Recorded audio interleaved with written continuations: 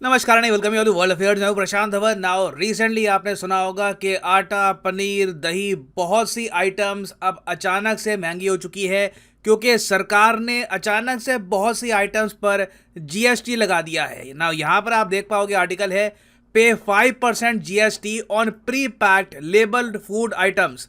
उसके अलावा hospital rooms जो है जो 5,000 से ऊपर के कॉस्ट करते हैं, इन सब पर टैक्स अब बढ़ा दिया गया है। अब इस निर्णय को लेकर बहुत सारे ट्रेडर्स ने प्रोटेस्ट किया है। ये कहा है कि जीएसटी नहीं लगाना चाहिए, बट सरकार ने निर्णय ले लिया है। और अब फर्क आपको क्या दिखेगा, देखो दही, लस्सी, बटर मिल्क, पनीर, जो भी पैकेज आइटम्स है, खुले में तो नहीं मगर जो भी आप अगर लेते हो पैकेज आइटम्स अमूल की, ब्रिटानिया की, तो यहाँ पे अगर पहले लगता था 0% जीएसटी, अब लगेगा 5% जीएसटी। तो बेसिकली अगर आप पैकेज पनीर परचेज करते हैं तो पहले कॉस्ट थी 100 रुपए, अब होगी 105 रुपए। एक एग्जाम्पल के रूप में आपको समझा रहा हूं। उसके अलावा 5% जीएसटी अब लगेगा चावल की खरीद पर, गेहूं, ओट्स, गुड़ आप परचेज करते हैं, नेचुरल हनी आप परचेज करते हैं। जो हॉस्पिटल रूम्स है 5,000 रुपीज से अधिक, वहां पर भी 5% अब जीएसटी लगेगा। उसके अलावा जो होटल रूम्स हैं उन पर भी अब 12% जीएसटी लगेगा। सिमिलरली ये काफी अजीब बात है वैसे, जो सोलर वाटर हीटर है, जो मेरे हिसाब से जिसको प्रमोट करना चाहिए, जिस पर जीएसटी नहीं होना चाहिए, इस पर पहले ही 5% जीएसटी था, अब 12% जीएसटी यहाँ पे लग जाएगा। फिर एलईडी लैम्प्स, लाइट्स, इन पर पहले 12% जीएसटी था, अब हो जाएगा 18%। इवन बैंक चेकबुक पर भी अब आपको जीएसटी पे करना होगा। तो इससे देखिए ऑब्वियसली आपकी जेब को झटका लगेगा। बहुत सी आइटम्स जो आप रेगुलर बेसिस पर परचेज करते हैं ये अचानक से महंगी हो जाएगी। हालांकि यहाँ पर रिजर्व बैंक ऑफ इंडिया ने ये कहा है कि ये टैक्स वगैरह तो ठीक है, हमने इंक्रीज किया, इसका रीजन मैं आपको बताऊंगा, मगर इन्फ्लेशन ऑल टुगेदर अब कंट्रोल में आ रही है। आरबीआई के स्टाफ ने यह कहा है कि जुलाई 2022 में हो सकता है कि इन्फ्लेशन पीक कर गई हो। अब इसके बाद शायद अब बहुत ज्यादा महंगाई नहीं बढ़ेगी। ऑलरेडी वैसे मैं आपको यह बता दूं कि इन्फ्लेशन रेट पिछले कुछ महीनों में ये 7% से लेकर 7.5% के आसपास झूल रहा है, जो अपने आप में काफी हाई है। हालांकि इंडिया की इन्फ्लेशन को आप अगर कंपेयर करोगे बाकी दुनिया से, तो यूरोप में ऑल टाइम हाई इन्फ्लेशन चल रही है, यूके में 40 ईयर हाई, यूएसए में 40 ईयर हाई, मैक्सिको में 20 ईयर हाई। नाइजीरिया की इन्फ्लेशन देखा गया कि रिसेंटली 20% ऊपर शूट कर गई थी। तो कई देश हैं वहां पर इन्फ्लेशन की वजह से हालत काफी खराब है। कंपैरेटिवली इन्फ्लेशन इंडिया में कंट्रोल में है, मगर जो ये टैक्स बढ़ा दिया गया है इससे मिडिल क्लास को काफी चोट पहुंचेगी। क्योंकि आप नोटिस करेंगे जो भी मैंने आइटम्स यहाँ पर मेंशन करी है, ये इकोनॉमिकली जो लोअर क्लास है वो इतना परचेस कर नहीं पाती। ये सीधा आप कह लीजिए जो मिडिल क्लास है उनसे सरकार पैसा वसूलेगी। नाउ सरकार ऐसा क्यों कर रही है, डिस्कस करते हैं इस टॉपिक को इन डेप्थ। मगर आगे बढ़ने से पहले आपसे एक क्वेश्चन पूछूंगा।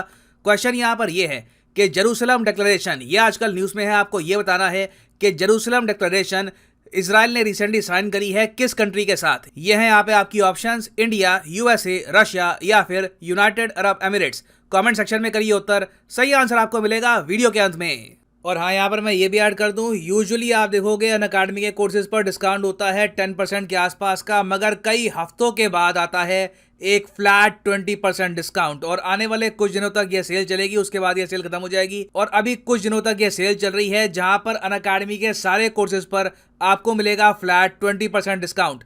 तो इस वीडियो की कमेंट सेक्शन में जाओ, यहाँ पे आपको मिलेंगे ये लिंक वेरियस एग्जाम्स के, चाहे आईआईटी हो, नीट, यूपीएससी, एसएससी, आप किसी भी एग्जाम की तैयारी कर रहे हैं, आप यहाँ पर अनअकैडमी के जो कोर्सेज हैं परचेज कर सकते हैं। फॉर एग्जांपल लेट्स से आप प्रिपेयर कर रहे हैं फॉर यूपीएससी, क्लिक करिए यूपीएससी पर और यहाँ पर आप परचेज कर पाओगे यूपीएससी का कोर्स। सिंपली यहाँ पे आपको कोड डालना है PD10 और प्राइसेस यहाँ पर गिरने स्टार्ट हो जाएंगे। जो 36 महीने का कोर्स है यूपीएससी का, ये आपको पड़ेगा 2397 रुपीज का पर मंथ। तो ये 20% का डिस्काउंट 22 जुलाई को खत्म हो जाएगा, उसके बाद वापस 10% का डिस्काउंट आ जाएगा। So if you want to buy this courses, now is the right time. So GST, goods and services tax, क्या आपको पता है कि इस साल जुलाई के महीने में सरकार सेलिब्रेट कर रही है 5 ईयर्स ऑफ जीएसटी। यहाँ पर आप देख पाओगे ट्वीट है हमारे देश की वित्त मंत्री की, और इवन हमारे देश के प्राइम मिनिस्टर ने कहा है कि we mark 5 years of GST, a major tax reform that furthered ease of doing business and fulfilled the vision of one nation one tax. मुझे याद है मोदी जी ने आज से बहुत लंबे समय पहले ये कहा था कि कई जो बेसिक आइटम्स हैं, दूध, दही वगैरह, ये कभी जीएसटी के अंडर नहीं आएंगी। यहां तक कि पहले गेहूं, चावल, दही, लच्छी, छाछ, इस पर भी टैक्स लगता था।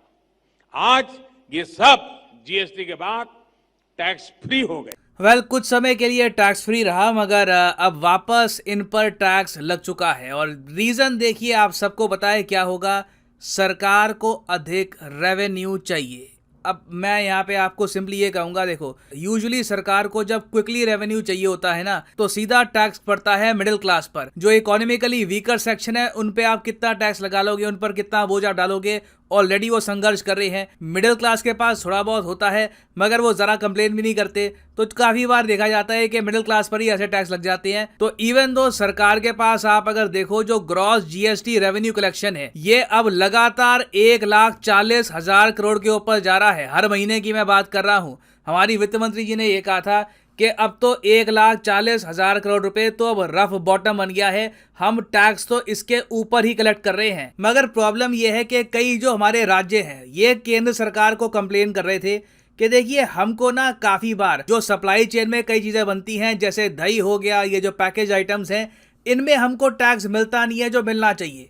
तो सरकार को मजबूरन यहाँ पर टैक्स लगाना पड़ा। क्योंकि आपको पता होगा, जब भी आप कुछ चीज परचेज करते हो, फॉर एग्जाम्पल आपने 10,000 रुपए की कोई आइटम परचेज करी, उस पर जीएसटी आपका लगा 18%। तो 18% के हिसाब से कितना जीएसटी हो गया? 1,800 रुपये। टोटल आपका बिल बैठेगा 11,800 रुपये। अब इसमें आपने जो ये 18% जीएसटी पे किया है ना, ये एक्चुअली एक हिस्सा जो है इसका 50% ये जाएगा सेंटर के पास, जिसको हम कहते हैं सीजीएसटी। 50% जाएगा स्टेट के पास, जिसको हम कहते हैं एसजीएसटी। तो जो ये एसजीएसटी है ना, इसके पीछे कई स्टेटें पड़ गई थी। उन्होंने कहा कि हमारे पास पैसा कम पड़ रहा है, हमारा बजट कम पड़ रहा है, हमें रेवेन्यू का और साधन दीजिए। तो सरकार को यहाँ पर यही रास्ता दिखा कि ठीक है, अभी कई आइटम जो जीएसटी के अंडर नहीं आती थी, उनको जीएसटी के अंदर लेके आओ, ताकि स्टेट को भी यहाँ पर एडिशनल रेवेन्यू मिल पाए। ना सारा जो यहाँ पर ये ब्लेम है, इसका मैं स्टेट पे नहीं डालूंगा। ऑब्वियसली सेंटर भी यहाँ पर चाहता है कि इनको एक्सेस रेवेन्यू मिले, क्योंकि हमारा जो करंट अकाउंट डेफिसिट है, मतलब कि हम इंपोर्ट कितना करते हैं, एक्सपोर्ट कितना करते हैं, उसमें जो डिफरेंस है, ये देश को नेगेटिवली इंपैक्ट कर रहा है। हमारा देश इंपोर्ट बहुत ज़्यादा कर रहा है, एक्सपोर्ट भी कर रहा है बहुत कुछ, मगर इंपोर्ट बहुत ज़्यादा कर रहा है। इससे हमारी करेंसी लगातार गिरती जा रही है। तो इवन दो सरकार के पास रेवेन्यू तो बहुत सारा आ रहा है, सरकार को और ज्यादा रेवेन्यू चाहिए, क्योंकि कोविड-19 का जो इम्पैक्ट था वो भी सरकार को मैनेज करना है। फिर उसके बाद रशिया यूक्रेन के बाद जो एक माहौल बन गया है आर्थिक मंदी का, कि आर्थिक मंदी बस आने वाली है। दुनिया भर में हम देख रहे हैं कंट्रीज डिफॉल्ट कर रही है। रशिया डिफॉल्ट कर चुका है, अभी श्रीलंका डिफॉल्ट कर गया, श्रीलंका ने तो इमरजेंसी भी घोषित कर दी है। अब तो माहौल देखिए इकोनॉमिकली बहुत ज्यादा खराब है। और ऐसे टाइम में सरकार चाहेगी कि सरकार के पास इतना पैसा हो कि कल को कोई भी शौक आए, हम उसको प्रॉपरली झेल पाए। तो इसीलिए सरकार ने यहाँ पर ये जो कई आइटम्स हैं, इन पर टैक्स इंक्रीज कर दिया है। मगर मैं पर्सनली मानता हूं कि 2 आइटम्स पर टैक्स इंक्रीज नहीं करना चाहिए था। एक तो हॉस्पिटल रूम्स, दूसरा सोलर वाटर हीटर। ऑलरेडी देखिए, हम लोग जानते हैं, किसी के परिवार में अगर कोई बीमार हो जाता है, हॉस्पिटलाइज हो जाता है, और अगर उसका दाखिला होता है प्राइवेट हॉस्पिटल में, तो आराम से देखो 6-7 लाख रुपए तो यूं उड़ जाते हैं। तो ऐसे टाइम में देखिए, हॉस्पिटल रूम में जो ये जीएसटी बढ़ाया है, I don't really understand this. मतलब सरकार इससे क्या मतलब अर्न करना चाहेगी। खैर, उसके अलावा देखिए सोलर वाटर हीटर, ये अपने आप में कितनी यूनिक इन्वेंशन है कि आपको बिजली खर्चने की आवश्यकता नहीं है पानी को गर्म करने के लिए। सीधा सोलर वाटर हीटर आप यूज करिए, जो सूर्य की रोशनी है उससे ही आप पानी गर्म कर लेंगे। तो ये तो देखो एनर्जी सेविंग इनिशिएटिव है, एनवायरमेंट को भी इससे फायदा होगा। यहाँ पर भी जीएसटी 5% से 12% जो बढ़ा दिया है, it does not really make a lot of sense. और फाइनली देखिए, यहाँ पे मुझे ये भी ऐड करना पड़ेगा कि हम लोग वेट ये कर रहे हैं कि पेट्रोल कब जीएसटी के अंडर आएगा। मतलब बाकी सब चीज़ें आ गई, दही आ गया, पेट्रोल नहीं आया। जबकि पेट्रोल अगर एक बार जीएसटी के अंडर आ जाए, तो उससे आप देखोगे कि देश भर में पेट्रोल की जो कीमत है, इसमें समानता आ जाएगी। अभी क्या है कि कोई स्टेट है वहाँ पे पेट्रोल मिलेगा 115 का, कोई स्टेट है वहाँ पे 95 रुपीज़ का मिलेगा। तो जब एक एवरेजिंग हो जाएगी, तो उससे पूरे देश को फायदा मिलेगा। तो उम्मीद तो मेरी यहाँ पर यह है कि अगर सरकार इन सब आइटम्स को जीएसटी के अंडर ला रही है, तो पेट्रोल डीजल को भी अब अबाउट टाइम है कि ये जीएसटी के अंडर आना चाहिए ना। वापस आते हैं अपने प्रश्न की तरफ कि जेरूसलम डिक्लेरेशन ये आजकल न्यूज में है। ये डिक्लेरेशन इजराइल ने साइन किया है किस कंट्री के साथ? तो सही उत्तर यहाँ पे है option B, USA. Joe Biden recently गए इजराइल में और इस दौरान इन्होंने साइन किया है जेरूसलम डिक्लेरेशन, जिसमें यह बात साफ साफ लिखी है कि यूएस अपनी पावर में सब कुछ करेगा ताकि ईरान के हाथ में कभी भी एक न्यूक्लियर वेपन ना लग जाए। बहुत ज्यादा ये न्यूज में था, तो make sure to remember this. So इसी नोट के साथ यह है वीडियो का अंत। Thank you for listening and as always God bless you all.